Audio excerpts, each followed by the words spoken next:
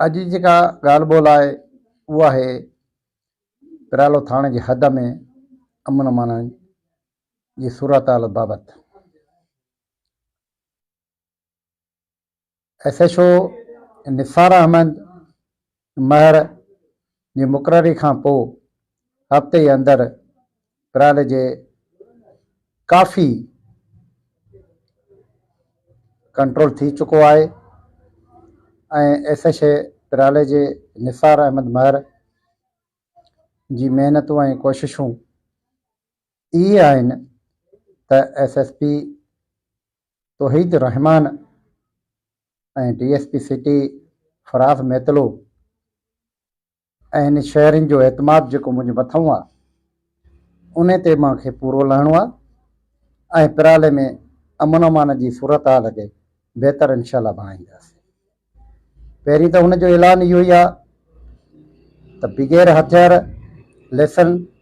जे कोई बि मुंहिंजे सिटीअ मुंहिंजे थाणे जी हद में किथे बि नज़र आयो त उन ते मतिलबु केस दाख़िल कयो वेंदो। ऐं ॿी ॻाल्हि इहा त गाॾियुनि जा कागज़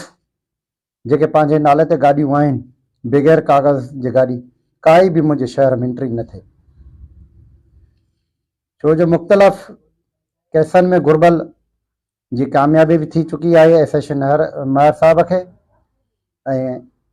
हिकु ॿिनि खे केस दाख़िल करे जेल बि उमारे छॾियो आहे।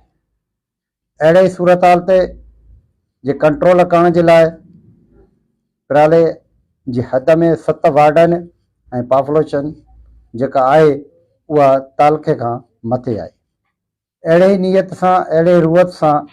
जॾहिं हुन जूं कावशूं ऐं कोशिश आहिनि त सिंधीअ में चवणो आहे त हिक हथ सां ताड़ी न वॼंदी आहे। अहिड़ी नियत सां जॾहिं SHO पिराले खे नफ़री जी हामी SSP खे रपड़ भरी ऐं DSP सिटी फराज़ मेतले चयो त तव्हांखे नफ़री मिलंदी ऐं तव्हां पंहिंजी गश्त इन शहर सिटीअ में मुलाक़ात थी वई त सिर्फ़ु हुनखे 2 सिपाही मुआफ़िज़ गॾु हुया। उन सां जॾहिं ॻाल्हि ॿोल थी त हुनजो चवणो आहे त असांखे हिक हथ सां ताड़ी न वॼंदी ऐं जेके मुआफ़िज़ ॾिना था वञनि उहे कागज़नि ते पूरा आहिनि। मथे हामी वारे ते तव्हांखे 5 सिपाही मिलंदा, तव्हांखे 8 सिपाही मिलंदा, तव्हां फलाणी पोस्ट खे, फलाणी चेक पोस्ट खे, फलाणी पिकट खे, फलाणे राउंड खे बहाल कयो ऐं हींअर ई सिपाही तव्हां सां पहुची था वञनि। चवण जो मक़सदु इहो ई आहे त पिराले में असांजे जेके मुआफ़िज़ आहिनि पुलिस एहलकार आहिनि उहे ॾिना वञनि ऐं SHO जा ॿाहीं ॿेली थियूं। SHO जेको वर्किंग आहे अमन अमान ख़ातिर असां शहरनि ख़ातिर पंहिंजो रिंडियूं फिटाए थो ऐं हुनजी ड्यूटी आहे। राति ॾींहुं हुनजी महिनत जारी आहे ऐं महिनत सां कामयाबी मिलंदी ऐं महिनत सां ई अॻिते वधणो पवंदो ऐं अमन अमान ते कंट्रोल थी सघे। ऐं ख़ासि करे फैज़मत बिंडो ऐं पिराले जे हद में जेके क़बीला जहिड़ा हलाइनि था उन ते बि राजूनी कोशिशूं चङनि सां मुलाक़ातूं करणूं हुनजी पहिरीं अवलीन तरजीह आहे। हुनजी इहे कोशिशूं आहिनि त असांजे पंहिंजे फैज़मत बिंडो ऐं जे हद में या पिरालो हद में जेके जतोई उलरा बिरादरीअ जो काफ़ी वक़्त खां जहिड़ो हले थो क़बीला जहिड़ो ऐं हिक ॿिए ते मथां हला बि थियल आहिनि, मोहिता तौर बची बि विया आहिनि। अहिड़े तरीक़े सां हाणे कोशिशूं जेके निसार महर जूं आहिनि त इंशाअल्लाह ईद खां पोइ काई न काई नई हिकमली जोड़े करे राजूं कोशिश करे मुख़्तलिफ़ बिरादरियुनि सां मुलाक़ातूं करे मुख़्तलिफ़ बिरादरियुनि खे इंशाअल्लाह अॻियूं कबो ऐं मेड़ियूं खणबियूं ऐं महिनत कबी, महिनत सां ई कामयाबी मिलंदी। खे रिक्वेस्ट था कयूं इन सां गॾु DIG चाचर साहब खे बि रिक्वेस्ट था कयूं त पिराले में जेको हिन वक़्तु असांजी अमन अमान जी सूरत हाल तमामु ख़राबु आहे ऐं केतिरनि ॾींहंनि खे SHO पिरालो निसार अहमद कंट्रोल कयो आहे ऐं हुनजी महिनत जारी आहे। असांजो चवण जो मक़सदु आहे त शहरनि जो सोसाइटी जो अंजुमन ताजरनि जो दीवान बिरादरी सभिनि जो चवणु आहे त जेके असां सां वाइदा थियल आहिनि SSP खीरपुर जा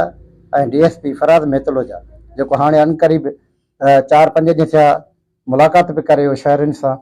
ऐं ख़ुदि उन्हनि जूं जेके शिकायतूं हुयूं उन ते अज़ालो बि थी वियो आहे ऐं उन ते काफ़ी SHO महर साहिब खे जेके हिदायत मिलियूं हुन ते काफ़ी उन्हनि कमु कयो आहे। त असांजो चवण इहो मक़सदु आहे त जेके असांजा मुआफ़िज़ पुलिस एहलकार जेके वाइदो थियल हुयो उहे त ॾिना न विया पर रहंदो खंदो जेके हिते मुक़रर आहिनि उहे बदिलियूं करायूं वञनि था ऐं काई बि हुनजी रोकड़ साम न आहे। पोइ हाणे ख़बर न आहे त मथां जी पॉलिसी अलाए कहिड़ी आहे, उनखे बदिलियुनि खे बि रोकियो वञे अमन मान खे बरक़रार रखण जे लाइ। जे तव्हां ऐलान कयो था हिमती कागज़नि कार्रवाईअ में तव्हांजा PS पुलिस एहलकार मुआफ़िज़ जे हिन लिस्ट में नाला अची था वञनि त हेॾा जेको आहे PS पिरालो थाणे खे ॾिना विया पर उहे पहुचनि ई कोन था, छड़ो कागज़नि ते मुक़रर आहिनि। जे वरी उहे अचनि था त कंहिंजी सोर्स ते 2 ॾींहं मस था रहनि, वरी तो बदिलियूं कराए वरी साॻियो ई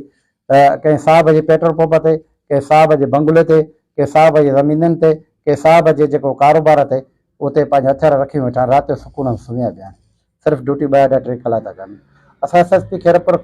जे महिनतूं जेके कयूं आहिनि तालका किंगरे में जेके क़बीला जहिड़ा था हलनि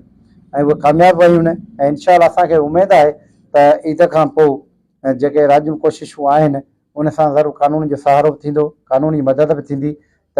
उलरा जतोई बिरादरी जा जेके जहिड़ा हलनि था काफ़ी टाइम थी वियो आहे, छो न असां क़बीला जहिड़ा जेके अज़ीज़ जेके मुख़्तलिफ़ बिरादरियुनि जा सुठा हिकिड़ा सोशल समाजी वर्कर ऐं इंसान नाते जेके कमु कंदड़ आहिनि ऐं सुठी हिकिड़ी बिरादरियूं चङा मुड़ुस आहिनि, असां उनखे बि रिक्वेस्ट कंदासीं त ईद खां पोइ ही बाबरकत महीनो अॼु 15 रोज़ हुआ, बाक़ी हाणे 14 रोज़ा या 15 रोज़ा जेके नसीब थिया उन खां पोइ सभिनीनि सॼण बिरादरीअ खे सुञाण बिरादरीअ खे सभिनीनि खे असां रिक्वेस्ट कंदासीं त भली हिकु इंसाननि खाते अमन जूं बेगुनाह जेके झोलियूं ख़ाली थियूं थियनि